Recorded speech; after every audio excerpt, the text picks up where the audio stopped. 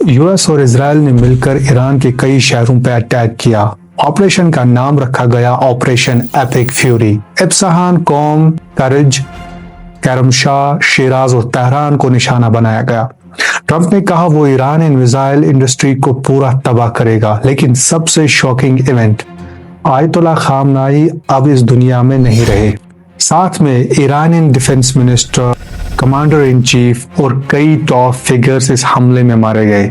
इस सब में बहुत बड़ा इनह्यूमन अटैक भी किया गया। यह अटैक स्कूल्स पे हुआ, जहां 165 स्कूल गर्ल्स की नन्ही सी जान चली गई। जवाब में ईरान ने इजराइल के साथ साथ गल्फ में अमेरिकन बेसिस पे मिसाइल्स दागे। ईरान ने ऑपरेशन का नाम ट्रू प्रॉमिस 4 रखा। ईरान ने बहरीन में US navy 5th fleet base को डायरेक्ट हिट किया। कुवैत में अली अल सलेम बेस, कतर में अल उदैद बेस और रियाद और यूएई में भी अमेरिकन बेसिस को टारगेट बनाया। लेकिन हमले सिर्फ बेसिस तक लिमिटेड नहीं रहे। ईरान ने कई होटल्स और बिल्डिंग्स को यूएई, कुवैत और बहरीन में निशाना बनाया। ईरान ने इन होटल्स और बिल्डिंग्स में अमेरिकन और इजरायली मिलिट्री ऑफिशियल्स के होने का दावा किया। दूसरी तरफ अब ईरान ने स्ट्रेट ऑफ हॉर्मूज को बंद किया। दुनिया का 20 से 25% ऑयल स्ट्रेट ऑफ हॉर्मूज से गुजरता है, जिससे ऑयल की कीमत बढ़ रही है। अगर जंग और देर तक चली तो इन्फ्लेशन काफी बढ़ने वाली है, जिससे आम इंसान को सबसे बड़ा नुकसान होने वाला है। सवाल पैदा होता है, अमेरिका और इजराइल ने ये अचानक स्ट्राइक्स कैसे किए? रिपोर्ट्स के मुताबिक अमेरिका और इजराइल ने कई महीनों पहले ही हमले करने का फैसला किया था। CIA पहले से ही खामनाई की लोकेशन और पैटर्न को ट्रैक कर रही थी। यूएस और इजराइल का प्लान था वो ईरान पर रात के अंधेरे में अटैक करे, लेकिन CIA और मोसाद को नया इनपुट मिला कि टॉप ईरानियन ऑफिशियल्स की मीटिंग सैटरडे मॉर्निंग को होने वाली है। यह meeting Iranian presidency, supreme leader और ईरानियन नेशनल सिक्योरिटी की लोकेशन पे होने वाली है, यानी सारे टॉप लीडर्स एक जगह।